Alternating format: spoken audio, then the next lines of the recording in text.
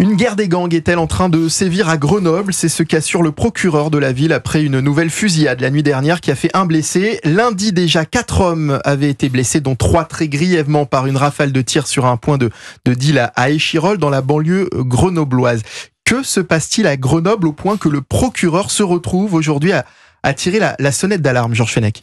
On le voit bien, on constate effectivement un trafic de drogue, des règlements de compte. Ceci dit, moi qui suis de cette région quand même, Lyon, oui, j'ai été aussi en fonction dans l'Isère. Je me souviens, dans ces années-là, on parlait déjà du gang des Italo-Grenoblois. Il y a toujours eu ce phénomène un peu mafieux, vous savez, un peu de gang à Grenoble, comme à Lyon d'ailleurs. Ce sont des cités qui ont été touchées par ce banditisme, cette criminalité organisée. Alors, c'est le constat que fait le procureur. Maintenant, il faut en tirer les conséquences et puis surtout agir. C'est-à-dire démanteler ces gangs, saisir peut-être la juridiction nationale de criminalité organisée.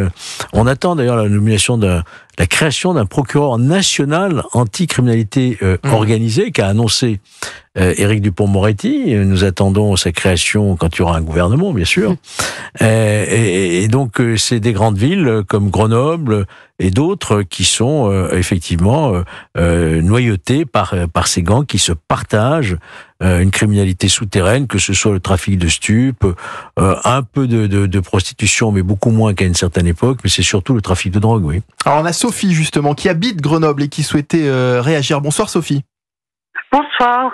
Merci. Alors j'habite pas Grenoble, j'habite dans la banlieue, mais j'y ai habité, et notamment près de Saint-Bruno. Vous habitez où exactement aujourd'hui, Sophie? J'habite dans une petite commune toute proche, enclavée entre Échirolles, Saint-Martin-Vert et Grenoble. Et elle s'appelle cette commune? Elle s'appelle Poisa. Très bien. Sophie, vous souhaitiez justement réagir à cette situation. Est-ce que vous la vivez, cette situation, au quotidien? Parce que effectivement, le procureur de Grenoble aujourd'hui a réagi. Il parle de fusillades quasi quotidiennes dans certains quartiers. Il y a des quartiers qu'on ne fréquente pas, qu'on évite de traverser. Bon, parfois on est obligé parce que quand on va prendre le bus pour aller d'un point A à un point B, on est bien obligé. Mais c'est des quartiers qu'on ne fréquente plus. Saint-Bruno, Técher, Malherbe. Il y a aussi, je sais plus comment il s'appelle, ça m'échappe. Enfin, vous dites qu'on ne fréquente plus. On ne fréquente plus, on n'y va pas. On a peu de connaissances là-bas. On essaie de ne pas y être. Éviter au maximum ces endroits-là, parce que c'est vraiment, moi j'ai toujours vécu ici, ça n'a plus rien à voir. Vous avez quel âge, Sophie, si c'est pas indiscret? J'ai 63 ans. Oui. Ça fait longtemps que vous vivez dans cette région? J'ai toujours vécu, et moi je me souviens, j'ai entendu Georges Fenech qui parlait des Italo-Grenoblois. Effectivement, on savait qu'il y avait tout ça, mais on n'avait pas cette insécurité au quotidien. Vous voyez? Elle se trouve partout. Vous allez faire des courses, vous pouvez tomber dessus. Vous allez dans le bus, elle vous tombe dessus. Vous êtes devant chez vous, elle vous tombe dessus.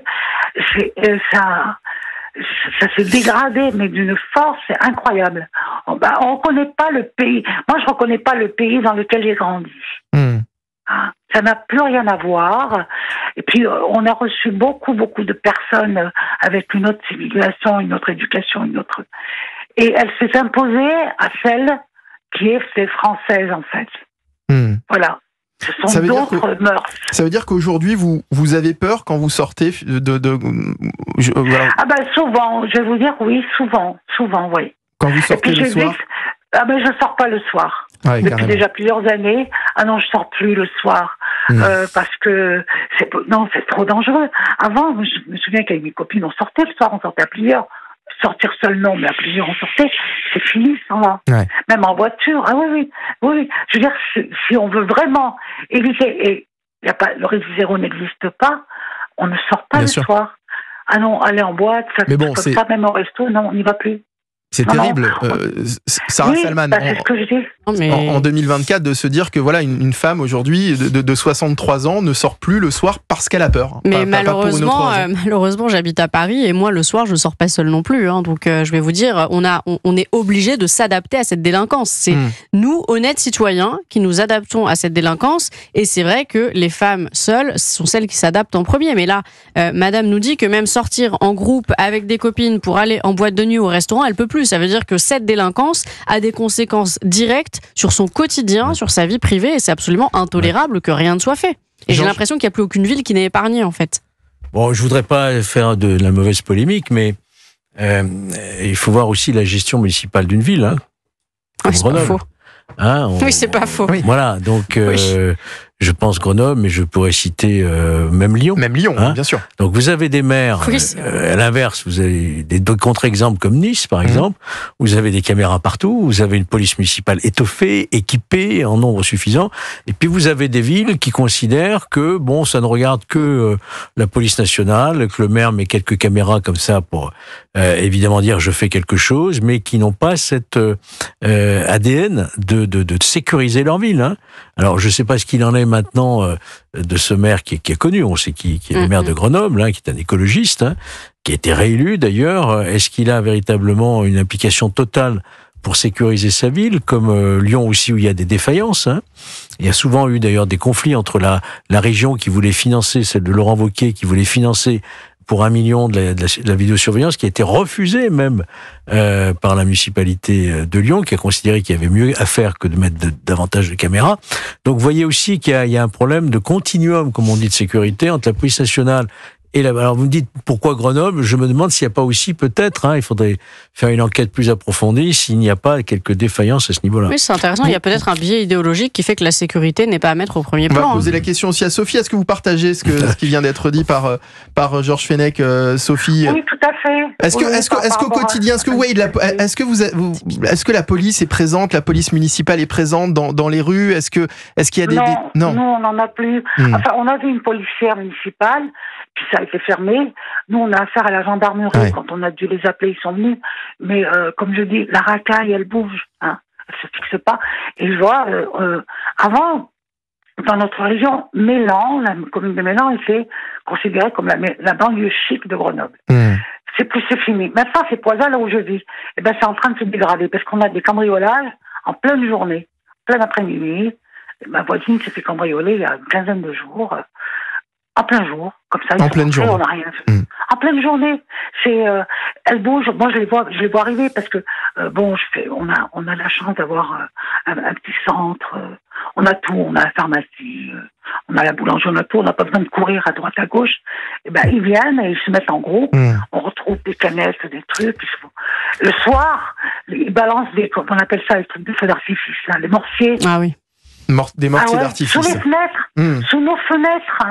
Ouais, non, mais c'est terrible ce constat que vous faites, Sophie. C'est effrayant, effectivement.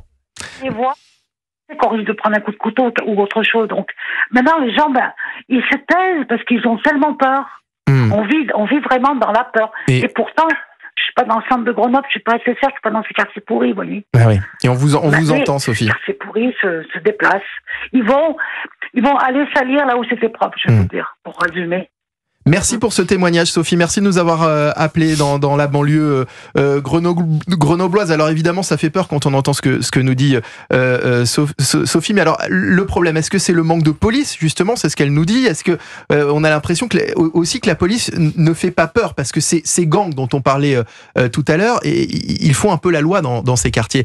Est-ce que la peur de la police, la peur du policier, elle a disparu finalement du côté d'une certaine frange de la délinquance? Ah, ça, c'est pas propre à Grenoble. Non, c'est pas propre à Grenoble, bien sûr. C'est l'ensemble du territoire. Oui, mais la question national. C'est, est-ce que c'est parce qu'il manque des policiers ou est-ce que finalement il y a un problème aussi au niveau de la peur de la police? Mais parce que quand vous avez des messages qui leur arrivent, je pense aux délinquants d'habitude, les délinquants récidivistes, et qu'ils entendent que on peut obtenir une permission de sortir même si on a encore 20 ans de réclusion à faire pour aller passer son permis de conduire, qu'on organise des collantes dans les prisons ou des visites au château de Versailles. Vous comprenez que ça n'a pas, c'est pas cette image-là qui peut dissuader. On a supprimé les peines planchées. Enfin, on va faire tout un laïus de tout ce qu'il faudrait faire au niveau de la réponse pénale que réclament à corps et à cri, et à juste titre, notamment les policiers qui luttent, comme un film l'a très bien montré, Bac Nord à Marseille, au péril de leur vie, quoi. Et que derrière, il n'y a pas suffisamment de réponses qui soient dissuasives pour ces gangs, qu'il faut absolument démanteler, qu'il faut retirer notamment les mineurs de ces quartiers et les placer avec des ordonnances, des juges d'enfants qui les placent ailleurs, en les retirant de ce milieu criminogène. C'est un travail important. Donc, si vous voulez, le problème, c'est que aujourd'hui, vous savez, le jeune majeur ou le mineur, il fait son rapport coût-avantage. Bah oui. C'est-à-dire que ça me rapporte beaucoup d'argent. Hein. Si la ça me peur de la rapporte 200, 300 euros par jour. Ça me coûte quoi? Quelques heures de garde à vue. C'est ça. Un petit peu de prison peut-être, bon voilà. Mais d'ailleurs, c'est ce qu'on nous dit, parce que si aucun tireur, pour Grenoble, si aucun tireur n'a encore été interpellé, le procureur a précisé que les policiers avaient arrêté ces derniers jours 2 personnes soupçonnées d'être venues de région parisienne livrer des armes.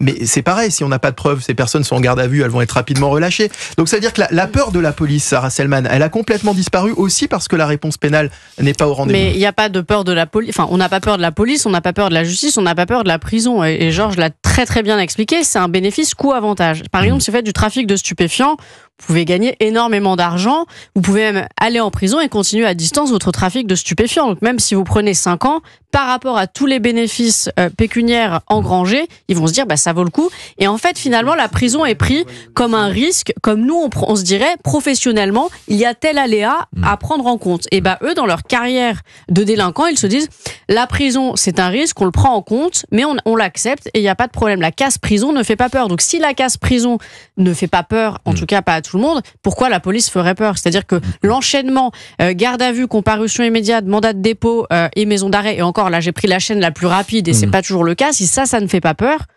oui, c'est sûr que s'ils voient la police, ils n'ont pas peur.